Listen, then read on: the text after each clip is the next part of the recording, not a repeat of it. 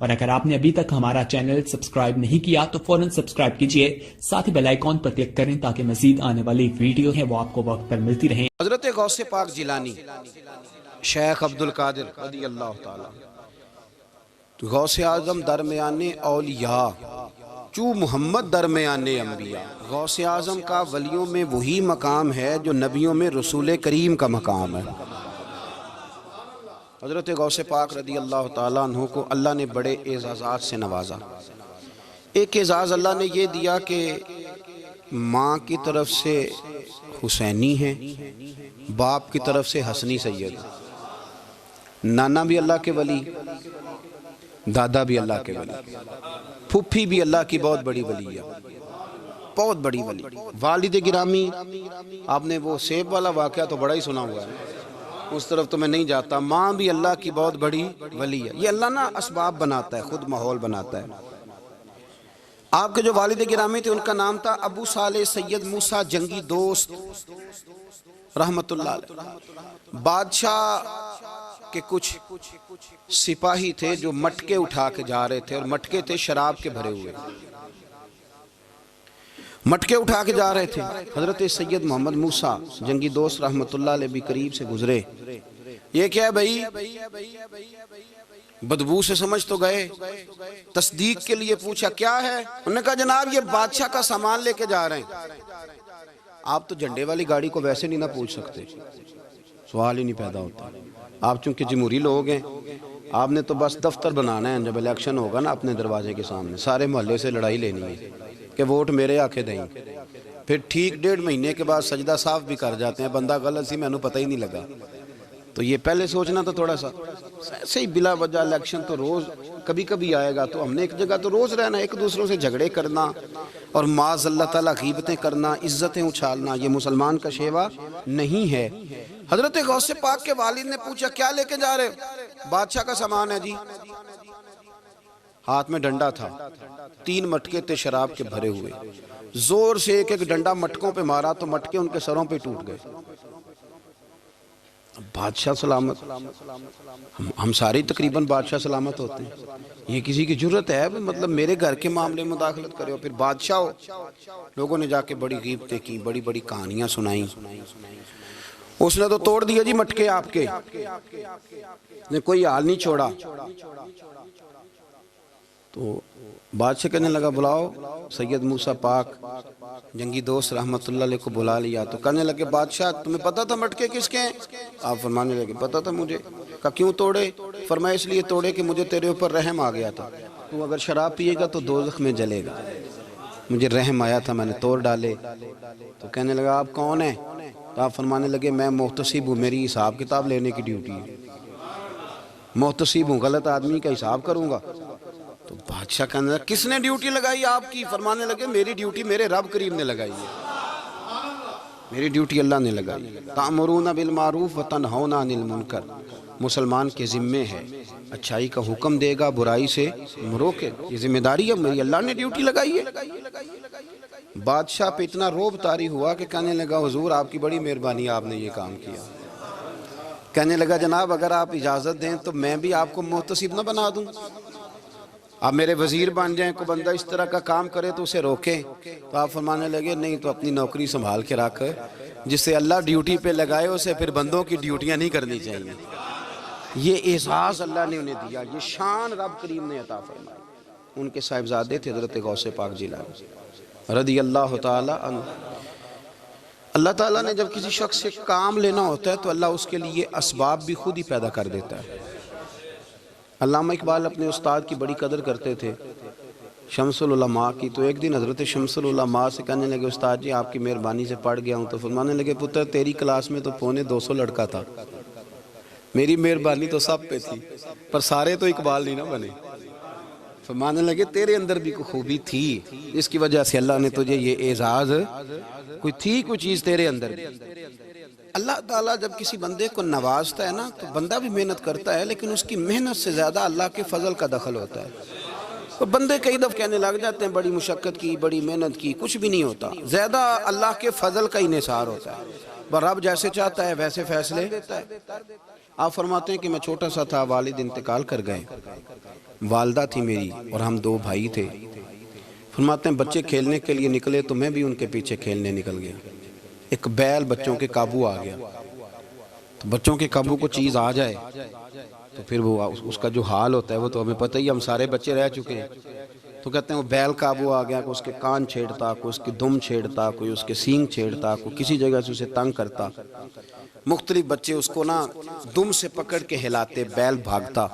حضور غوث پاک فرماتے میں بھی آگے بڑھا، اور میں نے جب اس کی دم پکڑ کے ہلائی تو بیل نے میری طرف منہ کیا اور کہنے لگا عبد القادر تو نانا ایسے کر، بول کے کہنے لگا تو نانا ایسے کر، تجھے رب نے ان کاموں کے لیے پیدا نہیں فرمایا۔ آپ فرماتے مجھے اتنا خوف طاری ہوا، بیل کو بولتے دیکھا تھا پہلی دفعہ، بیل کو۔ اب میرے سنی کو بھی دلیلوں کی ضرورت ہوتی ہے، دلیل نہ دیں، کسی بزرگ کی بات سنائیں تو سنی بھی تھوڑا تھوڑا دائیں بائیں دیکھتا ہے۔ یہ شور ایسا ہوا ہے نا، پراپوگنڈا ایسا ہے۔ میں حدیث پاک سنا دیتا ہوں۔ رسول کریم صلی اللہ تعالیٰ علیہ وآلہ وسلم فرماتے ہیں ایک شخص نے بیل پہ سواری کر لی تھی۔ بیل سواری کے لیے نہیں پیدا کیا گیا، سواری کے لیے اونٹ ہیں، خچر ہیں، گھوڑے ہیں، گدھے ہیں، بیل کھیتی باڑی کے لیے۔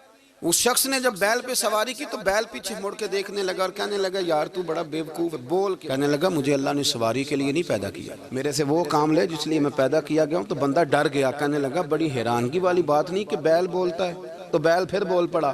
کہنے لگا اس سے بھی زیادہ حیرانگی والی بات ہے۔ اس نے کہا وہ کیا؟ کہنے لگے مدینے میں نبی پاک آ گئے ہیں اور تو نے ابھی تک کلمہ ہی نہیں پڑھا، یہ اس سے بھی زیادہ حیرانگی والی بات ہے۔ جامع المعجزات میں حدیث موجود ہے، حضور آ گئے اور تو نے کلمہ ہی نہیں پڑھا۔ وہ شخص کہتا ہے میں سر پٹ دورا، جب آ کے سامنے کھڑا ہوا تو حضور مسکرائے، فرمایا آجا پڑھ لے کلمہ، مجھے پتا ہے تجھے کس نے بھیجا ہے۔ اللہ والوں کی باتیں مان لیا کریں، میں بڑی ذمہ داری سے کہتا ہوں رب کریم کے کوئی بندوں کی بات کتاب و سنت کے خلاف نہیں ہوتی، وہی تو کتاب و سنت آگے پہنچانے والے ہوتے۔ تو حضور غوث پاک فرماتے ہیں میں وہ ڈر کے گھر آیا، جب گھر پہنچا تو میرے کانوں میں آواز آ رہی تھی لبیک اللہم لبیک لبیک لا شریک لک لبیک۔ فرماتے میں چھت پہ چڑھا اور میں نے جیلان میں اپنی چھت پہ کھڑے ہو کے دیکھا تو حج کے دن تھے، میری سیدھی نظر میدان عرفات پہ گئی، لوگ میدان عرفات میں بیٹھ کے لبیک لبیک پڑھ رہے تھے۔ پہلے میں وہاں سے ڈر کے آیا، پھر چھت سے ڈر کے نیچے اترا، ماں کو ساری بات بتائی تو کہتی میری ماں کہنے لگی بیٹے جب تو پیدا ہونے والا تھا تو مجھے بڑی بشارتیں ملتی۔ فرماتے ہیں ماں نے نا کھولا بکسا صندوق تو 80 دینار نکالے، فرمایا پتر تم 2 بھائی ہو اور تمہارا باپ کل جاگیر 80 دینار چھوڑ گیا، 80 40 تمہارے 40 تمہارے بھائی کے۔ فرمایا بیٹا ایک بات کا خیال رکھنا، میں عورت ہوں، تمہارا باپ کوئی نہیں، بھائی چھوٹا ہے، میں پیچھے نہیں آ سکتا، یہ 40 دینار لے جا اور جا بغداد چلا جا کے تعلیم حاصل کر، بیٹے میں پہنچ نہیں سکتی، خیال رکھنا۔ غوث پاک فرماتے ہیں 12 سال میں نے تعلیم حاصل کی یارو، میں نے پتے بھی کھائے، اور خود آپ کا فرمان موجود ہے، فرماتے ہیں ایسی سختیاں بھی دیکھیں، ایسی سختیاں بھی دیکھیں کہ پتھروں اور پہاڑوں پہ گزرتی تو شاید پگھل جاتے، لیکن میں نے اپنے نبی کا دین پڑھا۔ اب تو پیر کے گھر میں جو پیدا ہوتا ہے وہ علم لدنی والا ہوتا ہے، میں تو صاحب دا پتر ہے، او خدا کے بندے صبر کر۔ اگر غوث پاک حسنی حسینی سید ہو کے باقاعدہ پھٹی پہ بیٹھ کے پڑھتے ہیں، تو کس پیر کا مرید ہو گیا جسے علم ہی کوئی نہیں، جو جاہل آدمی ہے؟ یہ ضروری ہے، علوم دینیاں ضروری ہیں، اس کے بغیر کام نہیں چلتا۔ اور غوث پاک رضی اللہ تعالیٰ عنہ کی آپ پوری زندگی پڑھ کے دیکھ لیں، غوث پاک تمام اولیاء کے امام ہیں، ساری زندگی۔ غوث اعظم سے کسی نے پوچھا آپ نے سب سے زیادہ دین کا کام کس طرح کیا، تو فرماتے ہیں تقریر کے ذریعے۔ اب تقریر کرنے والا مولوی ہوتا ہے اور تویز دینے والا، سبحان اللہ۔ غوث پاک رضی اللہ تعالیٰ عنہ فرماتے ہیں میں نے دین کا سارا کام کس ذریعے سے کیا ہے، ہفتے میں 3 جلسے کرتے تھے اور 70 ہزار کا مجمع ہوتا تھا، اور بغیر لاؤڈ سپیکر کے تقریریں ہوتی تھیں، اور فرماتے ہیں جیسی سمجھ پہلے بندے کو آتی تھی ویسی آخری والے کو آتی تھی۔ لوگوں نے کہا حضور یہ کرم کیسے ہوا؟ فرمانے لگے میں نے جب تعلیم حاصل کر لی تو بولنا آتا ہی نہیں تھا، تو میں بڑا پریشان، ایک دن سو گیا تو خواب میں رسول کریم کا دیدار نصیب ہوا۔ نے فرمایا تو واز کیا کر، تیرے واز سے لوگوں کو فائدہ ہوگا۔ یا رسول اللہ میں اجمی بندہ ہوں، لوگوں کے سامنے کیسے بات کروں گا؟ تو حضور نے فرمایا منہ کھولنا ذرا۔ کہتے میں نے منہ کھولا تو محبوب نے 7 دفعہ لعاب دہن ڈالا میرے منہ میں۔ آپ فرماتے ہیں پھر بولتا میں تھا، اثر کوئی اور پیدا کر دیتا۔ حضور غوث پاک رضی اللہ تعالیٰ عنہ نے 40 سال دین کا کام کیا. صبح کے وقت فقہ کا درس دیتے تھے فجر کے بعد، کچھ دیر کر ناشتہ کرتے سو جاتے، پھر آ کے مدرسے میں پڑھاتے باقاعدہ بچوں کو. غوث پاک رضی اللہ تعالیٰ عنہ کی سیرت پر آپ ساری کتابیں پڑھ لیں، ساری کتابیں لو، میں نے بھی بڑا ہی دعویٰ کر دیا، یعنی ساری کتابیں جتنی اب تک چھپی ہوئی ہیں ساری پڑھ لو، کہیں نہیں ملے گا کہ ہم غوث پاک کے آستانے پہ گئے. غوث پاک کسی بندے نے یہ نہیں کہا ہم غوث پاک کے آستانے پہ گئے، غوث پاک کے دربار پہ گئے. سب نے یہی لکھا ہے کہ ہم حضور غوث پاک کے مدرسے میں گئے. ہمارے نا مدرسوں میں سبق تقسیم ہوتے ہیں، سال جب شروع ہوتا ہے نا تو سبق تقسیم ہوتے ہیں. ہمارے مدرسے میں بھی تقسیم کرتے ہیں ہمارے مولانا. آپ حدیث پاک پڑھائیں گے، فلانا استاد منطق پڑھائے گا، فلانا فلسفہ پڑھائے گا، فلانا یہ سبق تقسیم ہوتا ہے، فلانا قرآن، فلانا حدیث، فلانا فقہ. تو غوث اعظم کے مدرسے کے جو ناظم تعلیمات تھے وہ کہنے لگے حضور سبق بانٹنا ہے تو آپ کو کون کون سے سبق دے دیں، کون کون سا پیریڈ پڑھائیں گے؟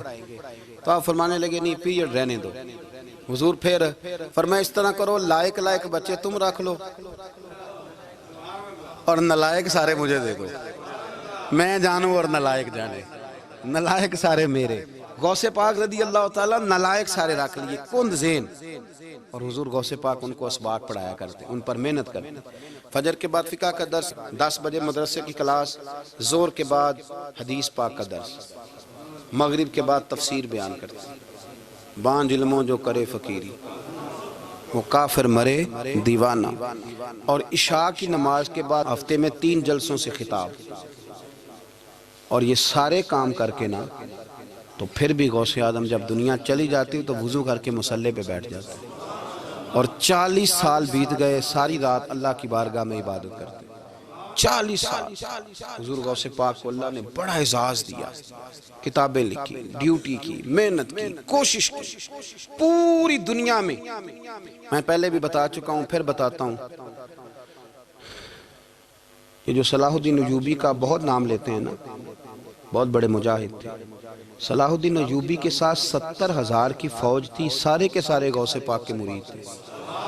صلاح الدین ایوبی نے حضور غوث پاک کی زیارت نہیں کی پر تعلیم غوث پاک کے مدرسے میں حاصل کی. اس کو بڑا شوق ہو نا کتابیں دیکھنے کا، وہ میرے پاس آئے، میں دکھاؤں گا انشاءاللہ. صلاح الدین ایوبی حضور غوث پاک کے مدرسے کا طالب علم ہے. یہ آپ کے ملک میں 2-3 دن سے رٹا چل رہا ہے، وکیلوں کا، ڈاکٹروں کا، کل سے یونیورسٹی کا بھی چل گیا ہے. یہ لڑائی کسی مولوی 2 گروپوں میں ہوئی ہوتی نا، چلو نام بولو، میں نے پتہ ہے اگلی گل جب کسی مولویوں کے 2 مدرسوں میں ہوتی نا تو جو طوفان اٹھنا تھا نا ہر چوک میں، مولوی لڑاندے بڑا نہیں. یہ بڑی میں نے دعوت دی تھی پرسوں، میں نے کہا جب وکیل مکمل تعلیم کر لینا اسے 2 سال مدرسے میں لاؤ، ہم اسے سکھائیں گے اٹھنا کیسے ہے، بیٹھنا کیسے ہے. ان کو لاؤ، اس لیے کہ ہم اپنی بات نہیں بتائیں گے، ہم بتائیں گے محمد عربی کی باتیں صلی اللہ علیہ. مہربانی کرو، مجھے کوئی شکوہ نہیں ان سے، کوئی کسی قسم کا نہیں. اس لیے کہ ہمارے ملک میں نا احتجاج کا کلچر پرموٹ کیا گیا ہے، ہم نے یہ ماحول بنا کے دیا ہے سڑک بلاک کرنے کا. یہ ہمارے قریب ایک گاؤں ہے تو روز ڈکیتیاں ہوتی تھی، بچہ بھی قتل، پولیس والے سنتے ہی نہیں تھے. ان بیچاروں نے روڈ بلاک کیا تو سب صحیح ہو گیا، اسی وقت سارا کچھ ہو گیا. اب پہرے داری بھی لگتی ہے، اب چوکیاں بھی قائم ہو گئی، سب کچھ ہو رہا ہے. مزاج بنا دیا ہم نے. یہ عدم برداشت ہے، یہ کلچر خطرناک ہے، یہ کلچر تباہ کرے. وکیل کوئی غیر نہیں، ہمارے اپنے بھائی ہیں. کون ہے وہ؟ ڈاکٹر کون ہے؟ ہمارے اپنے. یہ جو بچے یونیورسٹی میں لڑے کون ہے؟ ہمارے اپنے. ہم ان کو کاٹ کے نہیں پھینک سکتے، یہ کوئی دوسرے لوگ نہیں. سب کو ضرورت ہے ایک دوسرے کی، لیکن خدا را مہربانی کرو معاشرے میں برداشت کا کلچر پیدا کرو، سکون کا کلچر پیدا کرو، سہنا سیکھو. سنو ایک بات کرتا ہوں، اللہ کرے کہ میں سمجھا سکوں. سارے فیصلے خود نہ کرو.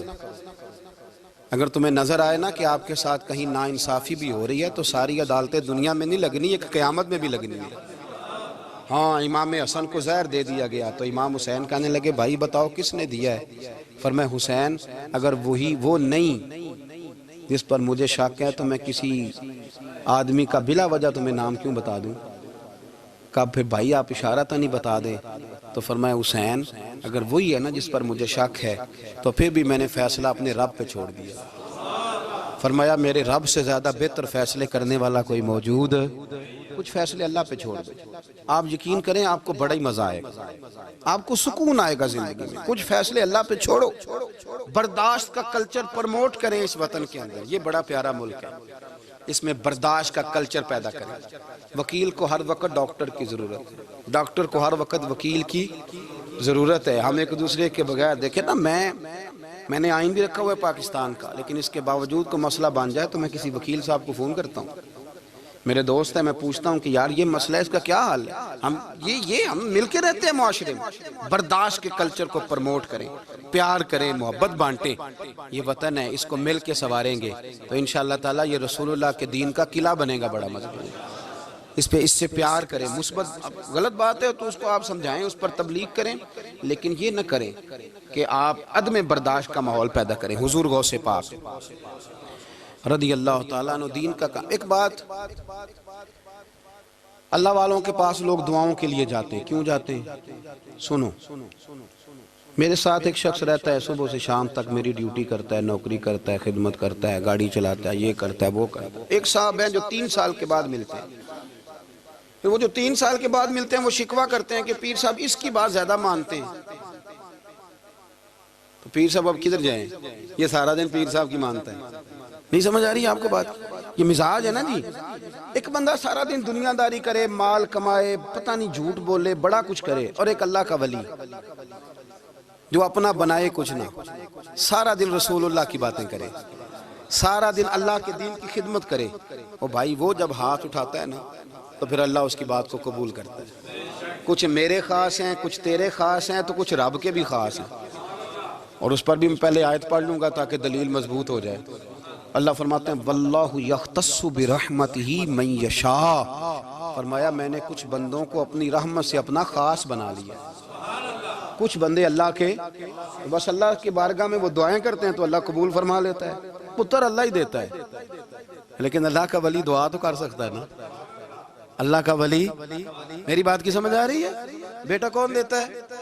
اللہ. حضرت محدث اعظم رحمۃ اللہ علیہ کے پاس ایک شخص نے آ کے کہا جی ولی اللہ بیٹا دے سکتا ہے؟ آپ فرمانے لگے ولی اللہ اللہ سے ملا سکتا ہے؟ جی وہ تو ہے ہی ولی اللہ, تو اس نے ملا دینا ہے. تو فرمایا جو اللہ سے ملا دے بیٹا تو چھوٹی سی بات ہے. تو دیکھ نہ کہ جو اللہ تک تجھے لے گیا تو پھر پتر پیچھے رہ گیا. لیکن بیٹا دیتا کون ہے؟ بول کے بتائیں, بول کے. اللہ دیتا ہے. دعا کون کرتا ہے؟ اللہ کا ولی دعا کر دیتا ہے. بی بی آ گئی روتی ہوئی غوث پاک کے پاس, کہنے لگی 6 بیٹیاں ہیں. خامد اور سسر کہتے ہیں کہ 7ویں بھی بیٹی ہوئی تو طلاق دے دیں گے. تھوڑا سا اگر بندہ مالدار بھی ہو تو پھر وہ ہمارا دماغ جہاں مرضی چلتا ہے نا. یہ جہالت آج بھی بہت ساری جگہوں پہ پائی جاتی ہے. تہذیب سکھاتی ہے جینے کا سلیقہ, تعلیم سے جاہل کی جہالت نہیں جاتی.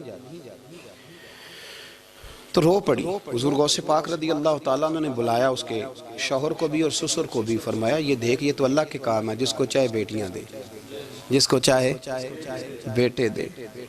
تو جو نہیں مانتے پھر غوث پاک کی بھی نہیں مانتے. انہوں نے کہا جی نہیں دی, میں تو نکاح کروں گا. چلے گئے تو غوث پاک کی بارگاہ میں وہ بیٹی اور اس کا باپ اور اس کی ماں پھر آئے, کہنے لگے حضور مہربانی فرمائیں. پھر اللہ کے ولیوں کے پاس ایک قوت ہوتی ہے جس کا نام مصلی ہے. مصلی بہت بڑی طاقت, بہت بڑی.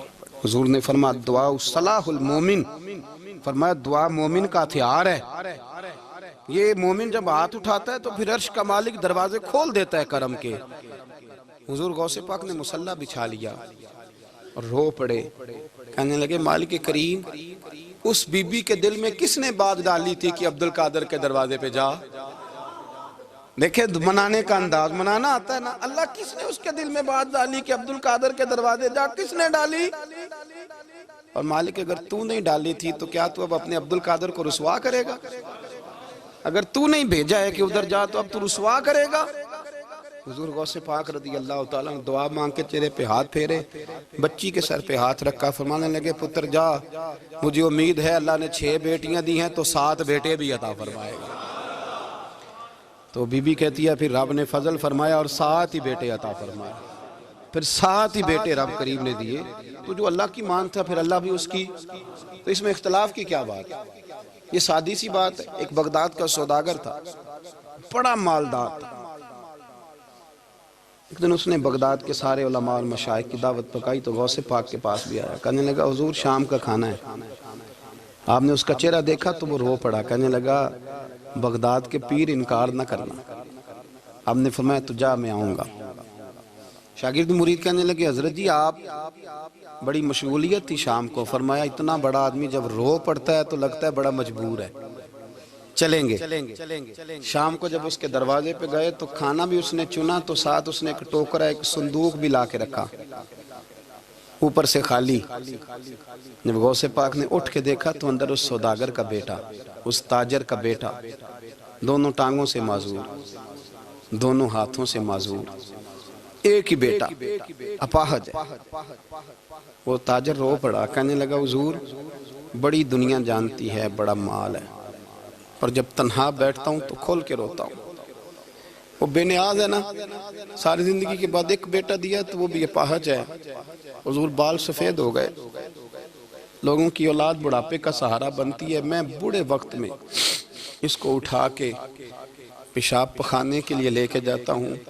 بغداد کے عبد القادر سنا ہے جب تو دعا مانگتا ہے تو رب قبول فرما لیتا ہے. تو مہربانی فرما اگر میرا پتر ٹھیک ہو جائے, میرا زور کوئی نہیں مالک, بے نیاز ہی بڑا ہے, اگر مہربانی ہو جائے. تو غوث پاک نے پھر مصلی بچھایا. مصلی بچھا کے کہنے لگے مالک تو اپنے بندوں کے دل میری طرف کیوں موڑتا ہے, اور اگر موڑتا ہے تو پھر رحمت کی نظر فرما, بندہ نوازی فرما. ایک باپ اتنے رو رو کے آنسو بہا رہا ہے تو کرم نوازی فرما. حضور غوث پاک نے ابھی چہرے پر ہاتھ نہیں پھیرے کہ بچہ اللہ اکبر کہتا ہوا صندوق سے باہر نکل آیا.